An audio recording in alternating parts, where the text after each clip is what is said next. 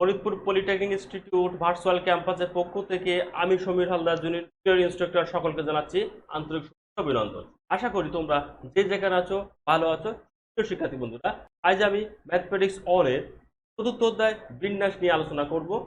বিন্যাসের এটি আমার চতুর্থ ক্লাস। এর পূর্বে যে তিনটি ক্লাস আমি নিয়েছি সেই তিনটি ক্লাস অবশ্যই তোমরা দেখেছো এবং বুঝতে পেরেছো। প্রিয় শিক্ষার্থী বন্ধুরা, পূর্বের তিনটি ক্লাস এবং আজকের ক্লাস সবগুলো ক্লাস মিলিয়ে যদি কোনো সমস্যা থেকে থাকে তাহলে আমাকে ইনবক্সে কমেন্ট করবে। পরবর্তী ক্লাসে আমি সেই সমস্যাটি নিয়ে আলোচনা করব। প্রিয় শিক্ষার্থী বন্ধুরা, এখন আমি একটি সমস্যা নিয়ে আলোচনা করব, যে সমস্যাটি কোন এক ছাত্র আমাকে মেসেজ করেছে যে স্যার এই অঙ্কটি আমি বুঝতে পারছি না।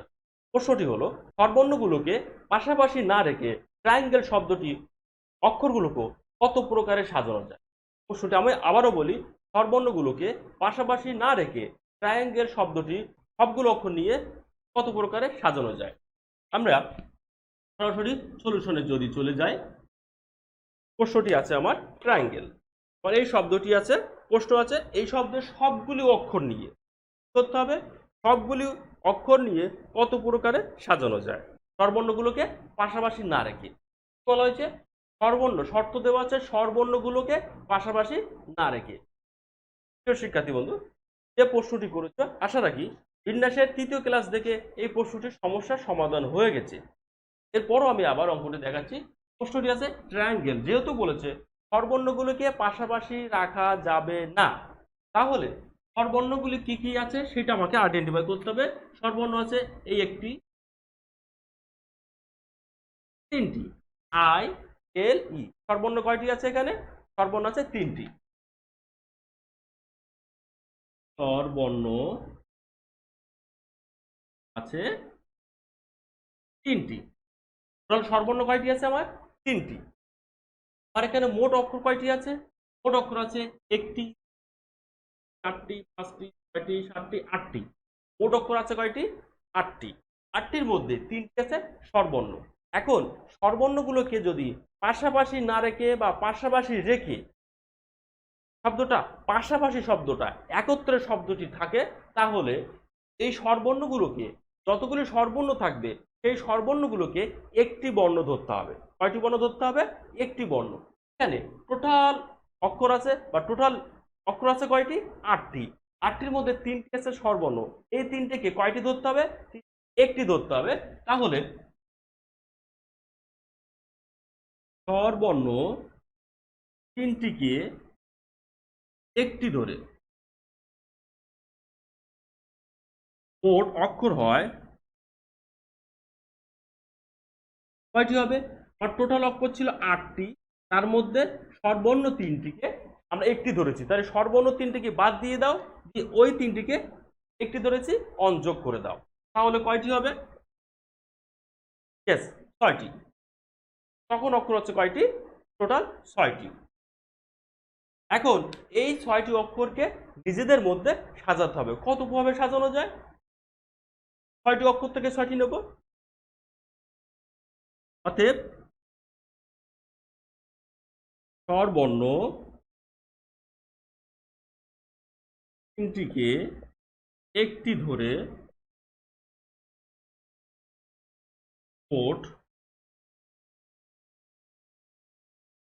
বিন্যাস করা যায় 6p6। দ্যাট মিন্স কত হবে?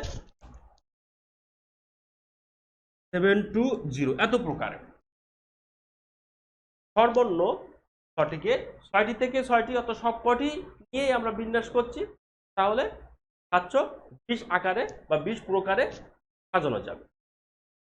তখন যখন স্বরবর্ণ তিনটিকে একটি ধরেছি, এখন যে স্বরবর্ণ তিনটি ছিল আই এল ই, ভিন্ন ভিন্ন অক্ষর ছিল, এই স্বরবর্ণ তিনটিকে নিজেদের ভিতরে সাজানো যায়।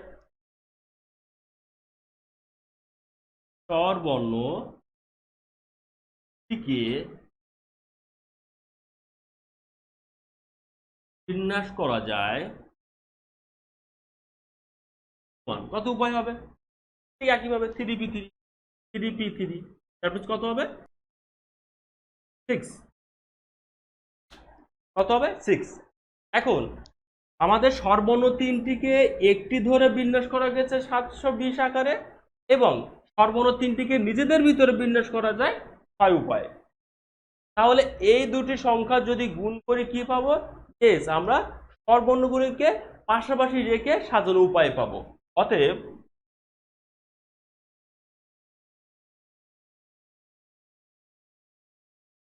স্বরবর্ণগুলিকে একত্রে অথবা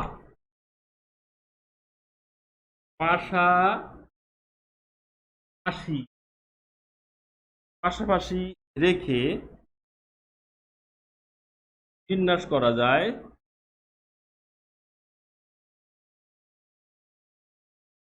সমান কত হবে? 720 ইন্টু 6, তাহলে কত হবে? 4320। এত প্রকার এটা পাশাপাশি রেখে বিন্যাস করা যাবে। কিভাবে? পাশাপাশি রেখে। আমার কোশ্চেন বলা আছে পাশাপাশি না রেখে, তাহলে না রেখে যদি করতে হয় আমাকে মোট বিন্যাস থেকে পাশাপাশি বিয়োগ করলে পাশাপাশি না রেখে পেয়ে যাব। মোট বিন্যাস থেকে পাশাপাশি রেখে যেটা বিয়োগ করে দেবো, তাহলে কত হবে? মোট বিন্যাস আমি একবারই করে দিচ্ছি যে স্বরবর্ণ গুলি পাশাপাশি না রেখে বিন্যাস করা যায়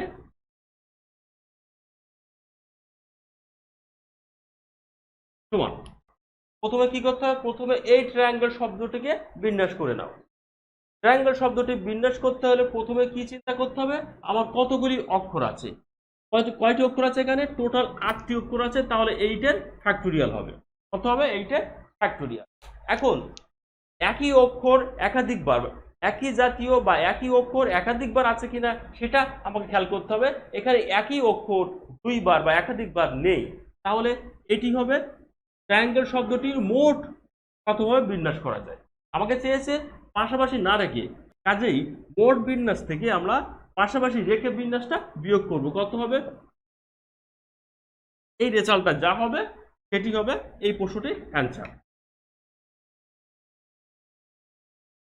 কত হবে? তাহলে এটাকে ক্যালকুলেটরের মাধ্যমে যদি বের করি, 40320 মাইনাস 4320, দ্যাট মিনস 3600। এত প্রকার।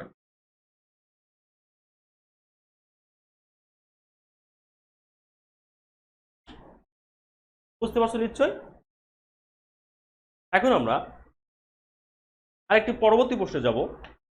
পরবর্তী প্রশ্নটা হলো সেকেন্ড শব্দটির অক্ষরগুলো থেকে একটি স্বরবর্ণ ও দুটি ব্যঞ্জনবর্ণ নিয়ে শব্দ গঠন করা যেতে পারে যাতে স্বরবর্ণ শব্দটা মধ্যস্থান দখল করবে। প্রশ্নটি আমি আবারও পড়ি।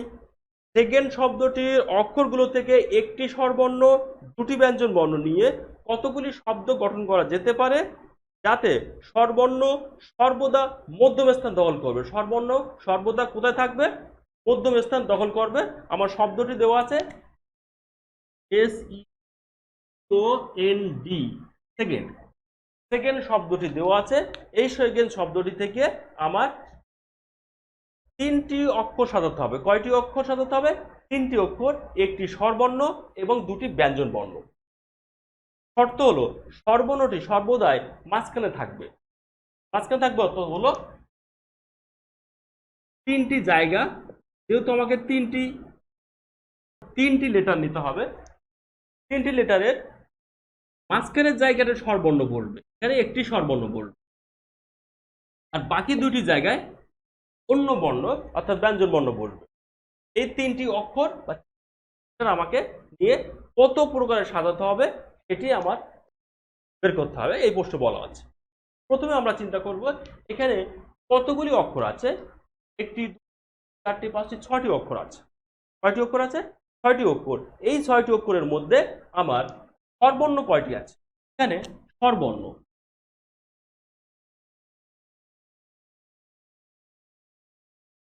কয়টি আছে? 1টি, 2টি। স্বরবর্ণ কয়টি আছে? আমার 2টি স্বরবর্ণ আছে, এখানে 2টি।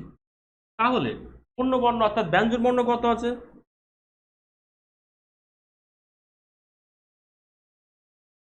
ব্যঞ্জন বর্ণ কয়টি আছে? ব্যঞ্জন বর্ণ আছে 4টি। এই শব্দটিতে আমার স্বরবর্ণ 2টি আছে, ব্যঞ্জন বর্ণ আছে 4টি। স্বরবর্ণ আছে 2টি, ব্যঞ্জন বর্ণ আছে 4টি। এই টোটাল এখানে কয়টি নিতে হবে? 3টি নিতে হবে। এই 3টি অক্ষরের মধ্যে একটি হবে কয়টি স্বরবর্ণ? আমার স্বরবর্ণ কয়টি দেওয়া আছে? 2টি। 2টি স্বরবর্ণ থেকে একটি নিতে হবে, 4টি ব্যঞ্জন বর্ণ থেকে 2টি ব্যঞ্জন বর্ণ নিতে হবে। ক্লিয়ার? 2টি স্বরবর্ণ থেকে একটি স্বরবর্ণ নিতে হবে, সেই স্বরবর্ণ কোথায় বসবে? মাঝখানে বসবে। যেহেতু 3টি অক্ষর নিতে হবে, 3টি অক্ষরের মাঝখানে জায়গা হলো একটি, এই জন্য আমাকে একটি স্বরবর্ণ নিতে হবে। কয়টি থেকে? 2টি থেকে। ব্যঞ্জন বর্ণের জন্য জায়গা আছে কয়টি? 2টি। 2টি জায়গার জন্য কয়টি ব্যঞ্জন বর্ণ দেওয়া আছে? 4টি। 4টি থেকে কয়টি নেব? 2টি নেব। ঠিক আছে, তাহলে আমরা অতএব মোট বিন্যাস সরাসরি যে শর্ত দেওয়া আছে সেই শর্ত অনুযায়ী মোট বিন্যাস, এই 2টি স্বরবর্ণ থেকে একটি স্বরবর্ণ নিয়েছি, তাহলে কি লিখতে পারবো? 2p on। 4টি ব্যঞ্জন বর্ণ থেকে 2টি স্বরবর্ণ নিতে হবে, কত লিখতে পারবো? 4p2। আমি এই অঙ্কটি 2টি লাইন করতে পারতাম, এক লাইনে আমি করে দিয়েছি, যেহেতু একই টাইপের অঙ্ক আমি অনেকগুলো করেছি। 2p1 সমান কত হচ্ছে? 2p1 হচ্ছে 2 ইন্টু 4p2। ক্যালকুলেটরে চাপ দাও, 4p2 সমান কত আসবে? 12। দ্যাট মিনস হবে 44 পুরোটা। এটি অ্যান্সার। ঠিক আছে, এখন তাহলে চলো আমরা পরবর্তী আরেকটা অঙ্কে চলে যাই। একই টাইপের অঙ্ক, প্রশ্নটি আগে পড়ে আসে। প্রশ্নটি আছে, একটি বালকের কাছে 11টি বস্তু আছে, যার মধ্যে 5টি কালো, 6টি সাদা। একটি কালো বস্তু মাঝখানে রেখে সে 3টি বস্তু এক সারিতে কতভাবে সাজাতে পারে? পূর্বের অঙ্কটির মতো। একটি বালকের কাছে আমার 11টি মোট বস্তু আছে, 11টি মোট বস্তু আছে 11টি। এই 11টি বস্তুর মধ্যে 5টি আছে কালো, কালো আছে 5টি। কালো আছে কয়টি? 5টি। সাদা আছে কয়টি? 6টি। মোট 11টি বস্তু আছে, 11টি বস্তুর মধ্যে কালো আছে 5টি, সাদা আছে 6টি। আমাকে একটি কালো বস্তু মাঝখানে রাখতে হবে। 3টি জায়গা আছে, এখানে বসবে কালো, আমি সত্য উল্লেখ করে দিয়েছি। মাঝখানে বসবে কালো, বাকি 2টি জায়গায় কি বসবে? অবশ্য সাদা। নট। প্রশ্নটি ভালো করে খেয়াল করো, আমি প্রশ্নটি আবারও পড়ি। বিন্যাস সমাবেশের প্রশ্নটি বোঝা খুবই গুরুত্বপূর্ণ। প্রশ্নটি আছে, একটি বালকের কাছে 11টি বল আছে, যার মধ্যে 5টি কালো, 6টি সাদা। একটি কালো বস্তুকে মাঝখানে রেখে 3টি বস্তু কত প্রকারে সাজাতে পারে? বলেছে একটি কালো বস্তুকে মাঝখানে রাখতে হবে, বাকি 2টা জায়গায় যে সাদা বসবে এটা কিন্তু বলে দেয়নি। পূর্বের প্রশ্নটি ঠিক একই রকম, 3টি অক্ষর নেওয়া ছিল। একটি অক্ষর অর্থাৎ স্বরবর্ণ মাঝখানে বসবে, বাকি 2টি জায়গায় ব্যঞ্জন বর্ণ বসবে, উল্লেখ করে দিয়েছিল। বাকি 2টি জায়গায় ব্যঞ্জন বর্ণ এবং মাঝখানে স্বরবর্ণ। এখানে কিন্তু শর্ত একটি দিয়েছে, মাঝখানে একটি কালো বস্তু বসবে, বাকি 2টি জায়গায় কালো বসবে না সাদা বসবে উল্লেখ করে দেয়নি। সুতরাং আমাদের ধরে নিতে হবে কালোও বসতে পারে, সাদাও বসতে পারে। ক্লিয়ার? আমার এখানে মোট বস্তু ছিল কয়টি? 11টি। কালো বস্তু আছে কয়টি? 5টি, সাদা আছে 6টি। আমি মোট সাজানোর উপায় একবারে করে দিই। মোট সাজানোর উপায় কত হবে? খেয়াল করো, আর মাঝখানে একটি কালো বস্তু বসতে হবে। কালো বস্তু কয়টি আছে? 5টি আছে। তাহলে খুব সহজে আমরা 5p all লিখতে পারি। এখন মাঝখানের একটি জায়গা শেষ। বাকি যে দুটি জায়গা আছে, এই দুটি জায়গায় কি কি রঙের বস্তু বসবে? কালো বস্তু বসতে পারে, আবার সাদা বস্তু বসতে পারে। তাহলে এই ধরনের কালো এবং সাদা বস্তু মিলে মোট কতগুলি বস্তু আমার কাছে আছে? 6টি যে বস্তু ছিল সাদা, সেই 6টি সাদা কিন্তু আমার কাছে রয়ে গেছে। কালো বস্তু ছিল 5টি, 5টির একটি কিন্তু আমি বসিয়ে ফেলেছি।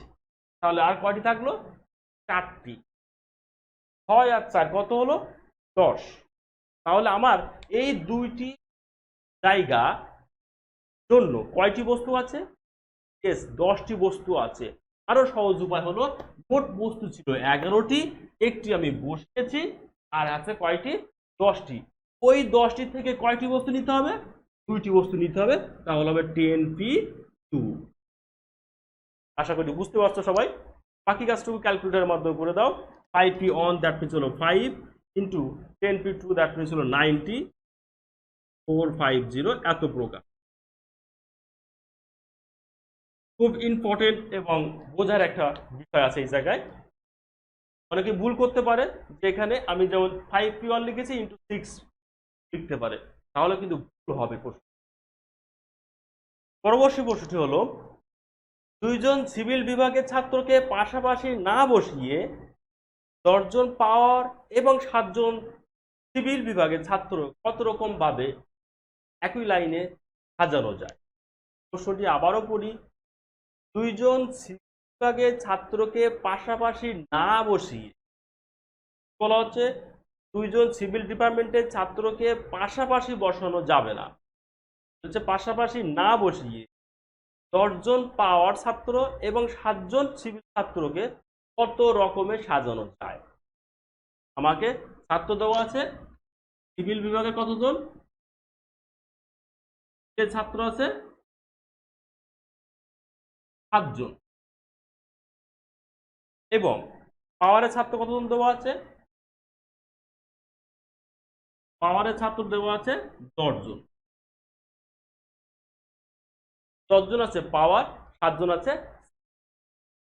শর্ত হলো এই সিভিল বিভাগের ছাত্রকে পাশাপাশি বসানো যাবে না। তাহলে কতভাবে সাজানো যায়? একটা লাইনে। খেয়াল রাখতে হবে এখানে যাদেরকে বা যে শর্তে পাশাপাশি বসতে দেবে না, অর্থাৎ এখানে বলা হচ্ছে সিভিল বিভাগের ছাত্রকে পাশাপাশি বসানো যাবে না। বলা হচ্ছে পাশাপাশি বসানো যাবে না কাদেরকে? সিভিল বিভাগের ছাত্রকে। আমাকে শর্তটি খেয়াল করতে হবে, কাদেরকে পাশাপাশি বসানো যাবে না? সিভিলকে পাশাপাশি বসানো যাবে না। সুতরাং আমরা আগে পাওয়ার ডিপার্টমেন্টের ছাত্রকে বসিয়ে দেব। পাওয়ার ডিপার্টমেন্টের ছাত্রদের বসিয়ে পাওয়ার 2 জন পাওয়ারের মাঝখানে যদি একজন সিভিল ছাত্র বসিয়ে দিই, তাহলে সিভিলের ছাত্র কি পাশাপাশি হওয়ার কোনো সুযোগ আছে? 10 জন পাওয়ারের ছাত্রকে আগে বসিয়ে দাও।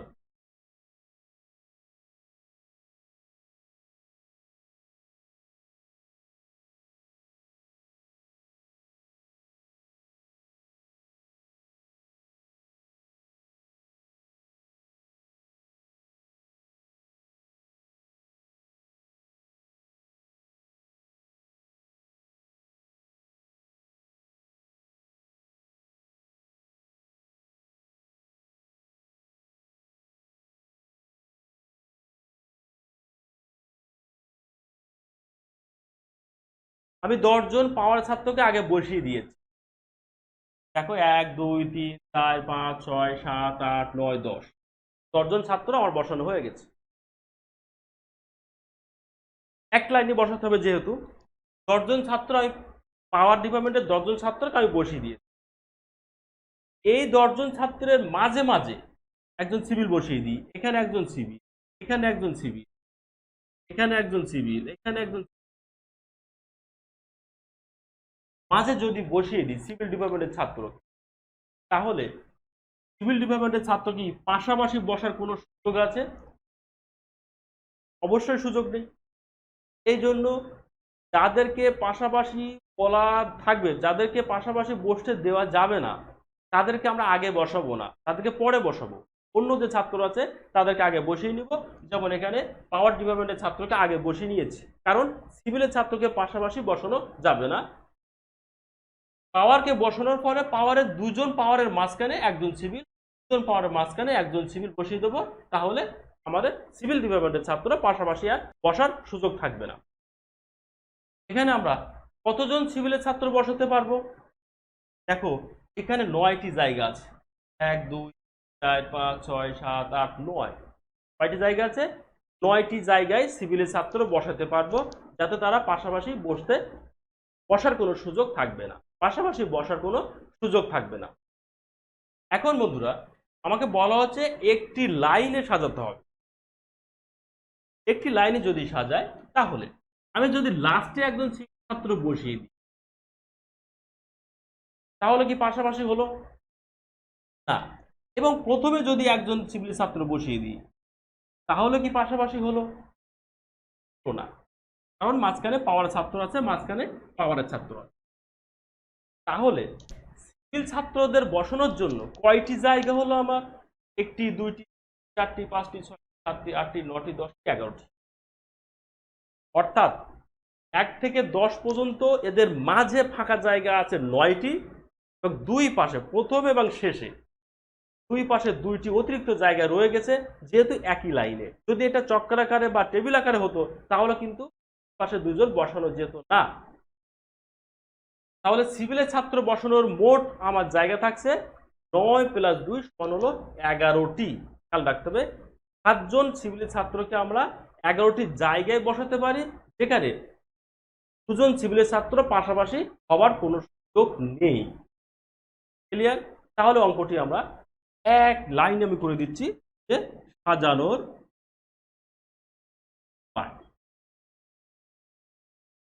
এটা একবারই। সিভিলের ছাত্রকে আমরা বসাবো কয়জন? 7 জন সিভিলের ছাত্র বসাবো। আমার জায়গা আছে কয়টি? জায়গা আছে 11টি। দ্যাট মিনস ওটা হবে 11p7। কিন্তু পাওয়ারের যে 10 জন ছাত্র বসিয়েছি, ওরা নিজেদের ভিতরে বিভিন্নভাবে সাজাতে পারবে। পাওয়ারের 10 জন ছাত্র নিজেদের ভিতরে সাজাতে পারবে কত উপায়ে? ফ্যাক্টরিয়াল 10 উপায়ে। যেহেতু এক ছাত্র 2 জায়গায় বসার কোনো সুযোগ নেই, সুতরাং এখানে নিচে কোনো ভাগ হবে না। এটি হবে অ্যান্সার। খেয়াল করো ভালো করে, এই ভিডিওটির এই অঙ্কের অংশটুকু আবার তোমরা দেখো। শিক্ষার্থী বন্ধুরা, এখন আমরা আরো একটু অঙ্ক। এখন প্রশ্নটি হলো, কতগুলি অঙ্ক দিয়ে দিয়েছে? 0 1 2 3 4। এই 0 1 2 3 4 এই অঙ্কগুলি দ্বারা 5 অঙ্কের কতগুলো জোড় সংখ্যা গঠন করা যায়? 5 অঙ্কের কতগুলো জোড় সংখ্যা গঠন করা যায় তা নির্ণয় করতে হবে। শর্ত আছে 5 অঙ্ক। 5 অঙ্ক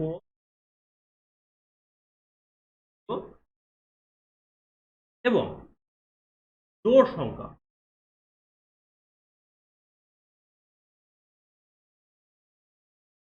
এই অঙ্কগুলো ব্যবহার করতে হবে। 0 1 2 3 4 এই অঙ্কগুলো ব্যবহার করতে হবে, জোড় সংখ্যা গঠন করতে হবে, যে জোড় সংখ্যাটি হবে 5 অঙ্ক বিশিষ্ট। তো আমরা জোড় সংখ্যা জানি, একক স্থানীয় অঙ্ক 0 2 4 এইগুলো থাকলে আমাদের এখানে আছে যে অঙ্কগুলি আছে তার ভিতরে 0 2 এবং 4 থাকলে জোড় সংখ্যা বলি। 1 এবং 3 যদি একক স্থানীয় অঙ্ক হয়, তাহলে সেই সংখ্যাকে আমরা জোড় সংখ্যা বলবো না, বিজোড় সংখ্যা বলবো। 5 অঙ্কের বিজোড় সংখ্যা যদি গঠন করতে হয়, তাহলে একক স্থানীয় অঙ্ক আমাকে 0 হতে পারে, 2 হতে পারে এবং 4 হতে পারে। প্রথমে আমরা একক স্থানীয় অঙ্ক 0 রেখে কাজ করব। আমাকে বলা হচ্ছে 5 অঙ্ক বিশিষ্ট।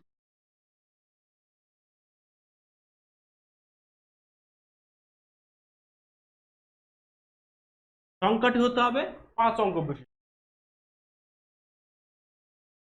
তাহলে প্রথমে 0 রেখে আমার ডাটা দেওয়া আছে, অঙ্ক দেওয়া আছে 1 2 3 4 5, 5টি দেওয়া আছে। 5টি নিয়ে ব্যবহার করতে হবে, 5টি ব্যবহার করতে হবে।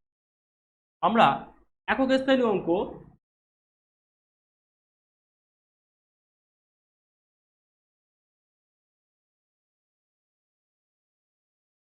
একক স্থানের অঙ্ক শূন্য রেখে সংখ্যা গঠন করা যায়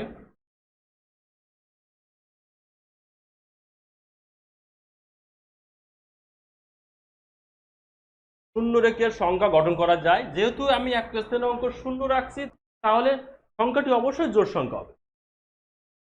5 অঙ্ক বিশিষ্ট আমি একক স্থানীয় অঙ্ক যদি শূন্য বসিয়ে দিই, শূন্য আর বসে গেল, শূন্য ফিক্সড হয়ে গেছে। তাহলে আমার জায়গা থাকছে কয়টি? 1 2 3 4, 4টি জায়গা আছে। এই 4টি জায়গা আমার ডাটা আছে কয়টি? আচ্ছা, অঙ্ক আছে 1 2 3 4টি। যেহেতু 5টি ছিল, একটি বসিয়ে ফেলেছি শূন্য, তাহলে কয়টি আছে? তাহলে 4টি আছে। এই 4টিকে কত উপায়ে সাজানো যায়? 4p4, 4টি থেকে 4টি নিয়ে নেব, 4p4। ক্লিয়ার? সমান কত হবে? এটা 24 প্রকার হবে। ঠিক আছে, এখন আসো একক স্থানীয় অঙ্ক শূন্য রেখে 24 প্রকারে সাজাতে পেরেছি, যে 24টি সংখ্যাই হবে জোড় সংখ্যা। এখন আসো একক স্থানীয় অঙ্ক যদি শূন্য না রেখে একক স্থানীয় অঙ্ক যদি 2 রাখতাম, 2 রেখে সংখ্যা গঠন করা যায় সমান। আমি এখানে শূন্যর পরিবর্তে কত বসাবো? 2 বসাবো, তাহলে সংখ্যাটি জোড় হবে। যদি আমি 2 বসাই, ঠিক একইভাবে আমরা কি করতে পারবো? 4p4 এত উপায়ে সাজাতে পারবো বা সংখ্যা গঠন করতে পারবো। খেয়াল করো, আমি যখন 2 বসিয়েছি, যখন বা একক স্থানীয় অঙ্ক 2 বসিয়েছি, বাকি যে 0 1 3 4 ছিল, 1 3 4 এই জায়গাগুলোতে বাকি 4টি জায়গাতে বসে 4p4 আকারে। কিন্তু কিছু জায়গাতে 0 প্রথমে এসে যাচ্ছে। যদি 0 প্রথমে চলে আসে, যদি 0 প্রথমে চলে আসে, তাহলে কি হচ্ছে? 0 প্রথমে চলে আসলে এই সংখ্যাটি, যে সংখ্যাটি হবে, সেই সংখ্যাটি কি আর 5 অঙ্ক বিশিষ্ট হবে? যেহেতু 0 প্রথমে চলে আসছে, তাহলে আমার সংখ্যাটি হয়ে যাচ্ছে কত? 4 অঙ্ক বিশিষ্ট। আমি গত ক্লাসে অর্থাৎ বিন্যাসের 3য় ক্লাসে দেখিয়েছিলাম অর্থপূর্ণ সংখ্যা, অর্থপূর্ণ সার্থক সংখ্যা, অর্থপূর্ণ অথবা সার্থক সংখ্যা, এইটি কিন্তু সার্থক জোড় সংখ্যা হচ্ছে না, 4 অঙ্ক বিশিষ্ট হয়ে যাচ্ছে, 5 অঙ্ক বিশিষ্ট। তাহলে যতগুলোতে প্রথমে 0 বসবে, বাম পাশে প্রথমে 0 বসবে, ততগুলো কিন্তু আমার এই টোটাল বিন্যাস থেকে মাইনাস হবে। কতগুলোতে 0 বসবে? 2টি জায়গা ফিক্সড। এখানে একক স্থানে অঙ্ক ডান পাশে 2 ফিক্সড এবং প্রথম স্থানে জায়গা থাকছে কয়টা? তার জন্য বসে গেছে 0 বসে গেছে, আর অঙ্ক আছে 3 মাইনাস সকলে। এই ফলাফলটা কত হবে? 24 মাইনাস 6, দ্যাট মিনস হবে 18। 18 প্রকারে সাজানো যাবে। এখন আসো একক স্থান অঙ্ক আমি 4 রাখতে পারতাম। একক স্থান অঙ্ক 4 রেখে সাজানো যায় সমান 2 এর পরিবর্তে কত? 4 বসাবো, তাহলে কত হবে? ঠিক একইভাবে 4p4। কিন্তু কিছু জায়গাতেই আবার 0 প্রথমে চলে আসবে, এগুলো অর্থপূর্ণ হবে না, 5 অঙ্ক বিশিষ্ট জোড় সংখ্যা হবে না, তাহলে কত বিয়োগ হবে? আবার দ্যাট মিনস 18 হবে। এখন তাহলে মোট সংখ্যা গঠন করা যাবে কতগুলি? অতএব মোট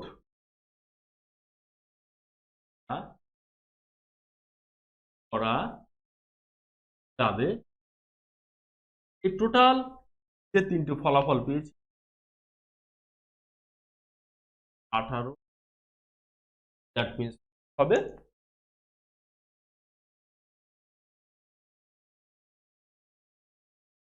শিক্ষার্থী বন্ধুরা, আজকের ক্লাস এখানে শেষ। পরবর্তী ক্লাস পর্যন্ত সুস্থ থাকো, ভালো থাকো। ধন্যবাদ সকলকে।